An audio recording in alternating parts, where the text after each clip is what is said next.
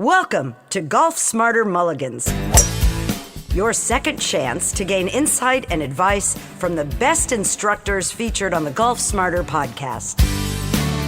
Great golf instruction never gets old. Our interview library features hundreds of hours of game improvement conversations like this that are no longer available in any podcast app. It's really important for us to understand how many putts we're hitting. But I ask people to identify what their scoring clubs are in their bag, meaning which is the club in your bag that you feel very consistently you should be hitting the green with in regulation. Now, for some of us, it could be our 5 irons and on up. For many of us, it might be our 9 irons through our wedges. And for others, it just may be a couple of wedges. All I ask is for you to count any stroke that you make with that as a scoring shot. So now at the end of the day, you have number of putts per round. And then you have number of scoring shots that you hit. And if you add the two of them together and divide by the total number of shots you've hit, you'll find that you end up with somewhere around 65, maybe even 70% of your overall game being consumed by all of your scoring shots. With another interview from the archives of Golf Smarter, here's your host, Fred Green. Our guest today is Rick Koscher, who calls himself the Golf Better Coach. Rick's question to every golfer that he works with is, what is your ball's flight plan? He contends that everything that happens in a normal round all comes down to that fraction of a moment when the club face comes in contact with the ball. That was enough for me. Welcome to the Golf Smarter podcast, Rick. Thank you, Fred. Wonderful to be here today. Thank you. It's so nice to have you on the show because you are the Golf Better Coach at thegolfbettercoach.com. It's not part of the Golf Better podcast. We want everyone to know that, but you can go to golfbetterpodcast.com and still end up at golfsmarter.com. Fred, there's a reason for that. And tell me. We're all trying to learn to golf better. We are all trying to learn golf better. And you have an interesting method of teaching and an approach that is all about ball flight, not necessarily your swing, correct? That's correct. And one of the reasons I kind of developed this was I try to change people's paradigm on what they're really thinking about instead of trying to make that perfect swing. So it kind of led me down a path that I talk about a lot in my introductory lessons about the flight plan of your golf ball. I find that very interesting because in watching professional golf, we see these guys, we talk about their physicality, we talk about the amount of work they put into it, and we talk about all these different elements on the mechanics of their swing, and yet they still hit bad shots. Well, Fred, here's my perspective, and I usually get a lot of confrontation on this comment. People look at me very starry-eyed and go, are you crazy? One of the things I always tell individuals is, do you realize that every golf ball you've ever hit or that you will ever hit is a perfectly flighted golf ball? Are you crazy? How was that? Okay, so I got another one. Was that good? Did I follow that? Yeah, absolutely. Yeah, exactly. Or they're trying to gasp for breath, trying to figure out, okay, I'm paying this guy for this. And here's where I'm coming from. Based upon the laws of physics that are applied during that 1/2000th of a second relationship that the face of your club has with the back of that ball, you are programming, based on the laws of physics, where that ball is going to go. And it will go there exactly the same way if you apply the laws of physics exactly the same way every time. Go ahead and argue with me. No, I wanted you to keep going. What are you talking about? What am I talking about? No, there are multiple ball flights, and it's really determined. Really, it's amazing because of all the mechanics that you do, of all the things you do in your swing and your setup and your standing behind the ball, getting up to the ball, your position, grip, alignment, all those things. What really matters is that fraction of a moment, not even fraction of a second, but fraction of a moment that the club makes contact with the ball. Exactly. And as that ball flies, it is showing you what occurred at that 1/2000th of a second. It's all dictated in 1/2000th of a second? That is the best literature I've found. Someone else came up to me and said, no, you're not correct. It's half a 1,000th of a second. I said, okay. Isn't that 2000? That's what I thought, but hey, they were going to argue with me. So what happens though is and many people know what these are. You have 9 traditional ball flight laws, okay, and they're achieved by 3 different things that occur. Either your golf ball is going to start in a direction, let's say, and let's just use 3 directions to begin with. It's going to start left, or it's going to start straight, or it's going to start to the right. Okay? So that's one of the 2 factors that will determine where the ball is going to go. Mm-hmm. The other thing that will happen to a golf ball is it will curve sometimes left or right, which has no bearing as to whether it starts left, straight, or right. Give you an example. You hit a perfectly straight shot that fades to the right for a right-handed golfer. Now, there's a shot that most people would accept all the time. Sure. But if you take that same ball flight pattern and start the ball to the right, then what do you have? A slice. A slice, right? But the ball flight pattern was identical to the one that you hit straight. It's just that you started it in the wrong direction. Right. So many people will go, well, I'm coming over the top, or I'm doing this, or I'm doing that. And I usually look at them and I go, wait a minute, let's hold on a second. Let's look at where the ball starts as your first opportunity to understand what happened. It results in one very simple occurrence, and that is, which direction was your swing path? If the ball goes straight and remains straight, then the face of the club remains square to the swing path. Where'd you aim the bow? It's that simple. Mm-hmm. So often people will look at it and go, well, I must be making a swing fault, when in reality their perception of straight is off a little. You're hitting a great golf shot. Just didn't aim it where you wanted it to go. You aimed it somewhere else. So the laws of physics cause it to go where the face is aimed every single time. Sure. Now, the other 2 things that occur is what relationship is the face of the club to that swing path. That's one of the things that will cause the ball to fly and curve. Now, a ball curves for one really, really simple reason. The axis of rotation of that ball gets tilted. And I'll give you an example. You've got a pizza cutter at home, right? Sure.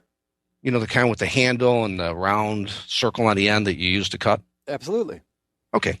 So do this for me next time you're at home. Take it out in the garage and take off the cutter mechanism. Take a golf ball and drill a hole through the center of it, and put a screw through the center of that golf ball and attach the end of the screw to the pizza cutter. My wife got the visual? Yeah, but my wife's going to kill me. Okay, well, just tell you threw it away by accident. Yeah, right, exactly. So if you hold that pizza cutter so that that screw that's going through the center of that ball is parallel to the ground, and you pull the ball backwards from the top and create a backspin, okay, you'll notice that that ball is rotating perfectly perpendicular to the ground. Backwards, right? Mm-hmm. Backwards. For most people, that's the way you want to hit the shot. So in that rotation that's perfectly level with the ground, that ball is going to fly perfectly straight in whichever direction the path of the club was facing when it made contact. So even the slightest deviation of that is going to make the ball spin in a direction other than straight ahead? Correct, because and these are the other 2 characteristics that come into play. One I mentioned was the relationship of the face to being square or not square. And I'll tell you what you do. Take a golf ball and put it on your dining room table, or maybe your bench out in the garage so you don't get in trouble, and place an iron behind it. Take a 5-iron and just place it behind the ball and show yourself a relationship of where that face is perfectly behind the golf ball. Okay? And then raise the handle of the golf club so that you lift the heel of the club off the ground. Okay?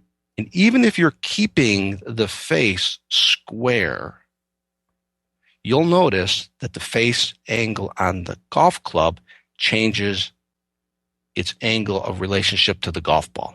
Sure. And when that contact occurs, and I hope that everyone who's listening right now, and that you are doing this with your hand, just kind of visualizing this with me.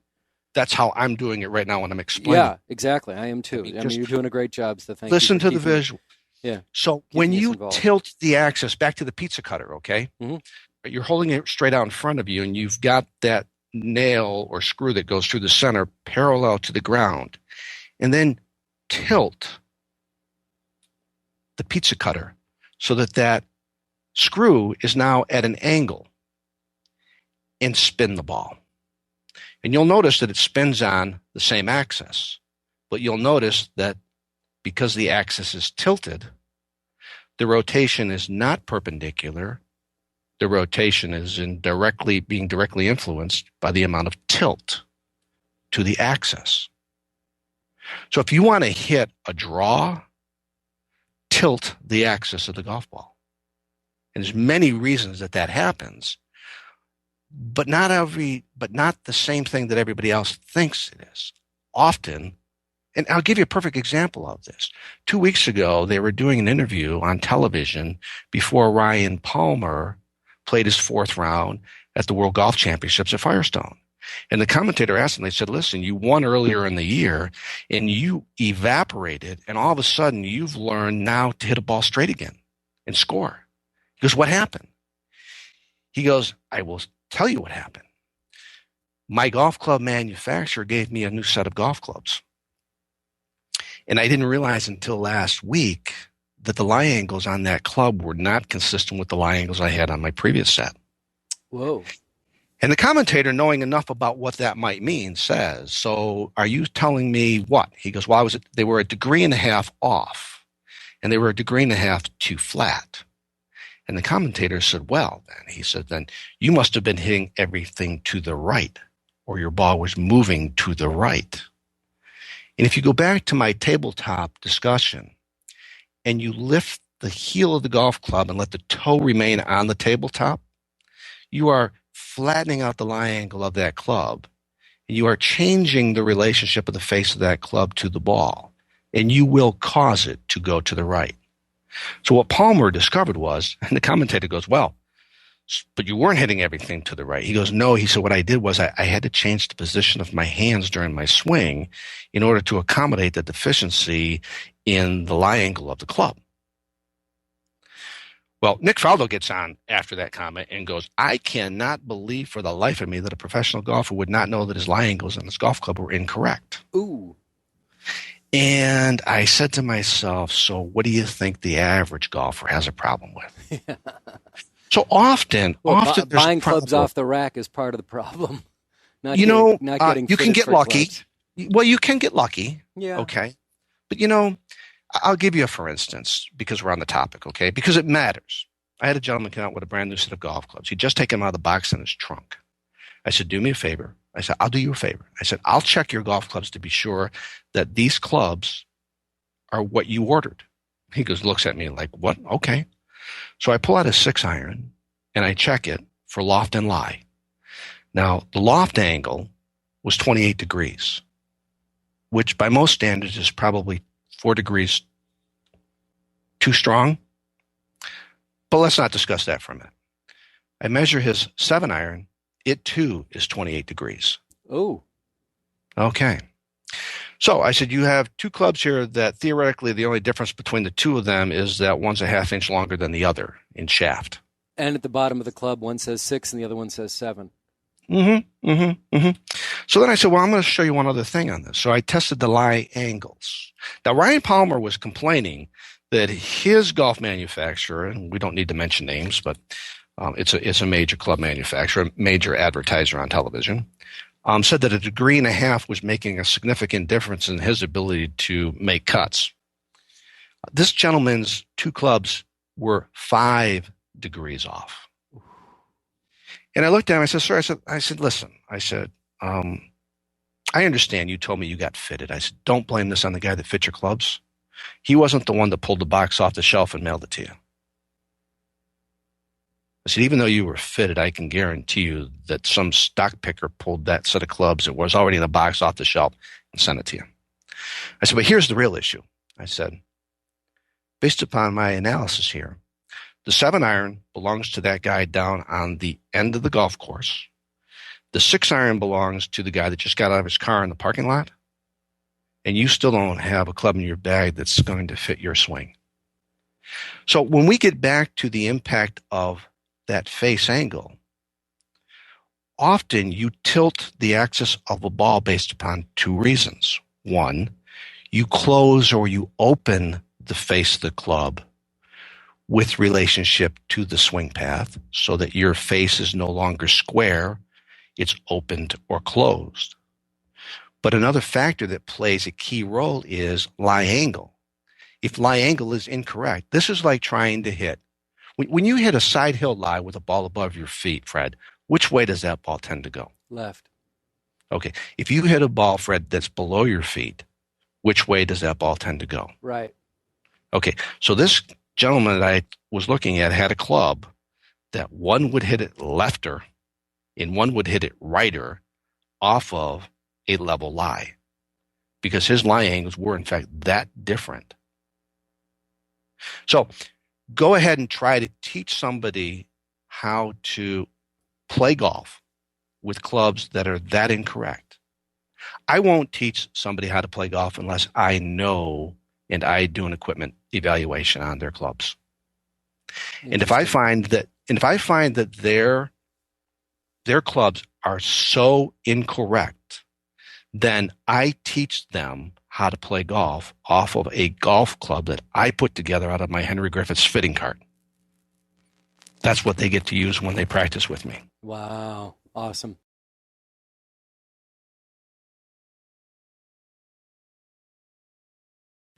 All right, let's get back to work here. And interestingly enough, Rick, I got an email just today from Don Kressel of Logan, Utah.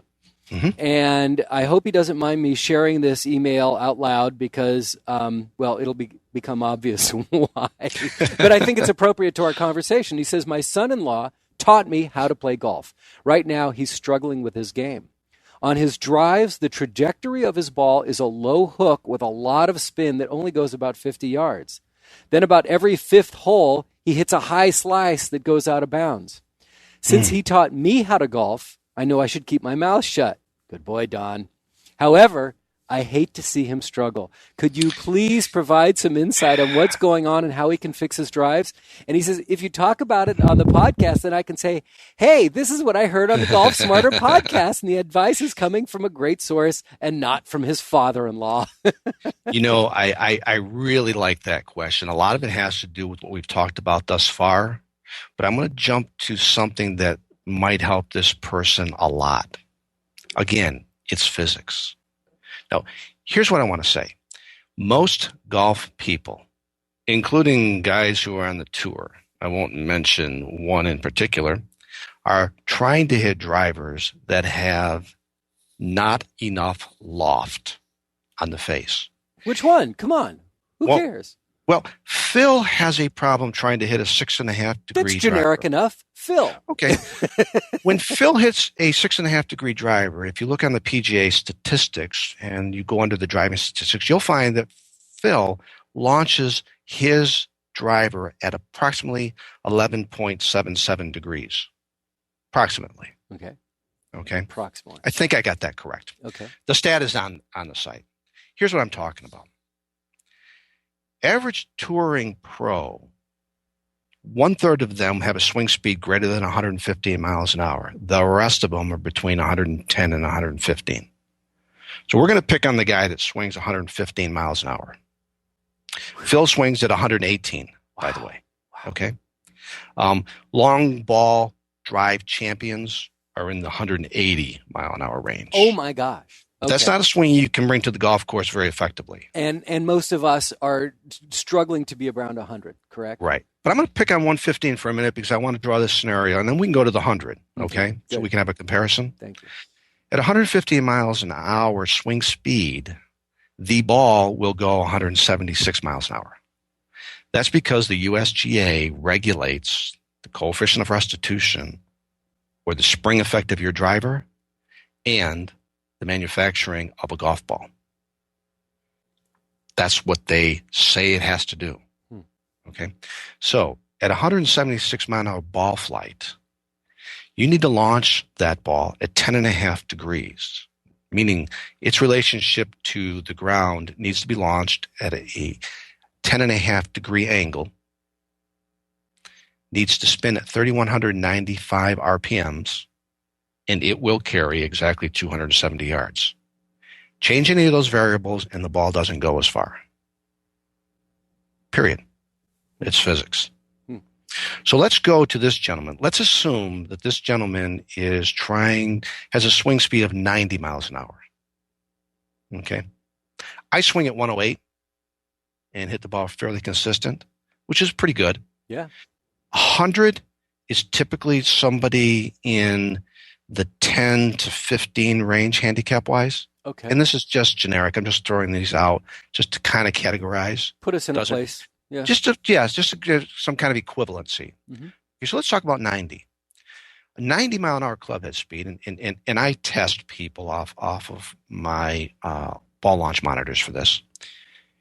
The ball speed is going to be 130 miles an hour based upon USGA specifications. The optimum launch angle, Fred, is 14 degrees. Ball spin rate 3484, carry distance 202. So let me paint this visual for you. Your wife had you plant a new tree in the backyard. Get it put in the ground. Now you got to go water it. You go and you pull the hose out and you turn the water on, and you can't get close enough to the tree to water it. So you turn the water pressure up all the way and you open up the hose to make that really fine, tight flow, and you hold the hose up in the air. And you think you have it at the optimum launch angle, and the water is still not getting to the tree. So in your infinite wisdom, you figure if I raise the launch angle of my hose, then the water will go farther. And what happens? The water doesn't go farther. It goes higher, but it doesn't go farther. So you're still not watering the tree. So let's lower the hose. Great. The water goes lower, but it doesn't go farther. So there's an optimum angle that you can hold your hands at in order to get that water to go as far as physics will allow it. Still not watering the tree. What do you have to do? You go to your wife, you say, "Hon, we got to move the tree." The same physics apply when you try to hit a driver. What this gentleman's problem, what I would first do with this gentleman is I would create a different relationship with the face of his driver and a shaft that would work more in unison with his swing speed. Okay, I've got 4,500 combinations in my fitting system to help determine that. Not 4,500 for a driver, but I've got a lot for a driver. So what we're trying to do is match his swing speed to a face angle of a golf club that allows this ball to leave on a proper trajectory. Okay? Now, here's the problem. Equipment does affect motion. You will learn how to hit that driver eventually, but you will not use the same swing as you do for your 7-iron. And if you watch Phil Mickelson hit his drivers, you'll see that as he goes and tries to hit that driver, that he tilts his spine angle away from the direction of flight, which will increase the loft of that club. But when you tilt backwards, if you don't do it absolutely perfect, you distort the square face relationship to swing path, and you create an open or closed angle, or you create a flatter or more upright lie, And anytime you do that, you tilt the axis of the golf ball, and it goes where physics demands, not where you wanted it to. So by trying to swing a club that's not physically made for you, you are trying to now change things. So often I'll see people out on the driving range teeing it up 4 inches high, hitting it 6 inches in front of their foot, and leaning back all the way. Phil doesn't use that swing when he hits his 7-iron. He does not use that same swing. He changes his swing in order to try to make the driver do what he wants it to do. And that's exactly what we all do. Now, we have other problems. Ryan Palmer, all of his clubs, I'm going to assume, had a lie incorrectness of 1.5 degrees. But the gentleman's clubs that I measured were 5 degrees difference between two clubs. I didn't bother to measure the rest of his set. So we're trying to figure out how to play this game. And not only are we trying to make a different swing with our driver, we're trying to make a different swing with our 5-iron, our 6-iron, and our 7-iron, because none of them fit us.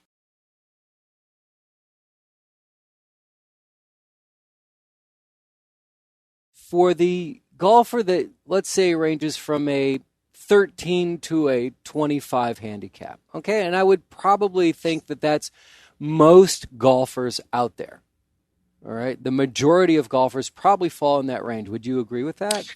I would agree that the majority of the golfers who play on a consistent basis do fall into that range. Okay. And I'm talking a person that's playing the people 3 who to 5 love rounds a month. Okay, and they love the game. They don't have a lot of time to practice, but they would love to improve, but they just would rather go out and play when they have that free time to go out and play. I think that's a lot of us. I know that there are listeners who are totally dedicated to the game, that they are single-digit handicap players that read absolutely everything. They wouldn't be searching out a podcast and listening to a podcast. Mm-hmm. But in those players who are hitting, let's just say they're hitting in the 90s, what are the odds that their face angle in their 90 shots on a round of golf is going to be, how many times is it going to be the same through that round? I mean, isn't it going to be different every single time? And this is something on my website. I have something under my game improvement page, which is a scorecard. And people are free to go to that website and download it and print it off on paper.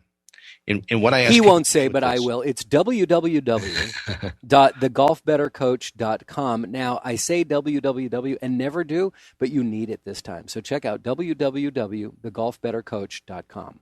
Go ahead. Sure. What I ask people to do with this card is go ahead and chart their golf round. And it's very simple. And I'll just play the driver off the first tee, okay? You hit your ball. What I ask for you to do on the scorecard is record approximately how far it went and where it ended up. You either missed it left, you hit the fairway, or you missed it right, okay? Now, let's get to the second hole. You use the driver again. And now this time, you miss it right. And you go through your entire round of golf. And at the end of the day, you go home and you're sitting there telling your wife that, you hit the ball really well today, but I didn't score very well. You can look at the card and you can go, well, let me look and see what I was doing with my driver. I've got a driver that I'm all over the place with. That's a big red flag. But let's say that driver was very consistently hitting balls left. But my 3-wood was very consistently hitting balls to the right. Then the wife looks at him and goes, well, hon, I got the solution for you. Use your driver swing with your 3-wood and your 3-wood swing with your driver, and the ball will end up in the center of the fairway. And he sits there for a second, scratches his head and goes, that's a really great idea, hon. Wait a minute. So that's what we're trying to do. So, but back to the question, if we can determine what our consistencies are, and I do this with all my students, as we're working on their game, you need to tell me where you're consistently hitting the ball. Because now I can begin to prescribe for you some medicine. Now, it may have a lot to do with the club you're hitting. But at least we understand that you're always hitting your driver left and you're always hitting your 3-wood right. There really shouldn't be much of a difference in those two swings to begin with. Interesting. Now, where on your website can we find this chart? I have a page called the Game Improvement Tools. Right. Okay. Okay. I'll click on that. And on that page, there's a bunch of little links. And one of them, the Game Improvement Scorecard? Yes, sir. Okay. It's a PDF file. Great. It has instructions on the bottom. Oh, I'm excited. I want to play. When you print this off, and this is how I make my cards, Fred. I take the PDF file and I email it over to my favorite printing company, and I ask for them to please print these double-sided on a card stock, okay, and cut them in half for me. Yeah. And when you do that, every piece of paper that you have them print gives you 4 scorecards. Nice. Oh, because I like you can print this. 2 on one side and 2 on the other side. Cut them in half, and you got 4. Oh, this is great. Everyone, you got to go check this out. And when you're using it, I don't use the this is awesome. Because going down the left-hand side are the holes 1 through 18. When you play a par 3, just circle the hole number. Yeah. The third hole's a par 3, circle it. So now you know that was a par 3. And then when you get down to a par 5, maybe X the number out. And everything that's not circled or X is a par 4. So if you're concerned with whether or not you're shooting par or not. But what I ask people to do with this card, Fred, is really important, is just take the time to record the information. Don't do any analysis work on the course. When you get home, it's really fun to go back through that card. I'll give you another example on that card. I have something on that card that is called the scoring club. What I ask people to do is, it's really important for us to understand how many putts we're hitting, but I ask people to identify what their scoring clubs are in their bag. Meaning, which is the club in your bag that you feel very consistently you should be hitting the green with in regulation? Absolutely. Now, for some of us, it could be our 5 irons and on up. For many of us, it might be our 9 irons through our wedges. Right. And for others, it just may be a couple of wedges. All I ask is for you to count any stroke that you make with that as a scoring shot. So now at the end of the day, you have number of putts per round, and then you have number of scoring shots that you hit. And if you add the two of them together and divide by the total number of shots you've hit, you'll find that you end up with somewhere around 65, maybe even 70% of your overall game being consumed by all of your scoring shots, meaning your putts. And then you can start figuring out where you need your help. Well, why go on the driving range and chase the most understood definition of insanity? And that is, keep repeating the same motion over and over and expecting different results. Absolutely. So at least when you begin to use this card, you'll begin to chart, where am I not scoring? And where can I begin to change my practice routine so that I can become a better putter? One of the things on the card is, how far away from the hole was your first putt? If you are always outside of 10 feet or 20 feet, then you have 2 choices. Learn to hit balls closer to the hole with your scoring club, or learn to make more 25-foot putts so that you can have 2 per green. Or swallow your ego and just take out another club. If you're coming up that, you're that. Well, that's just it. That's what I'm saying. So you have right? to know that you're hitting the wrong club. Right. But you don't realize that until you begin to realize that, man, most of my first putts are from outside 10 or 15 or 20 feet. Awesome. I can't make 2 putts consistently from there. I've been looking for something, a scorecard like this to carry with me, and I didn't want to create one. I am so excited about printing this out and bringing it with me to the course.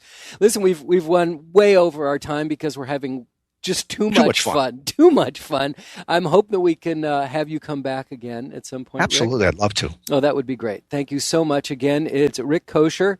And his website is www.thegolfbettercoach.com. Rick, thanks so much for answering the question from Don. We need to get more into, I guess, in the next time, the 9 flight paths.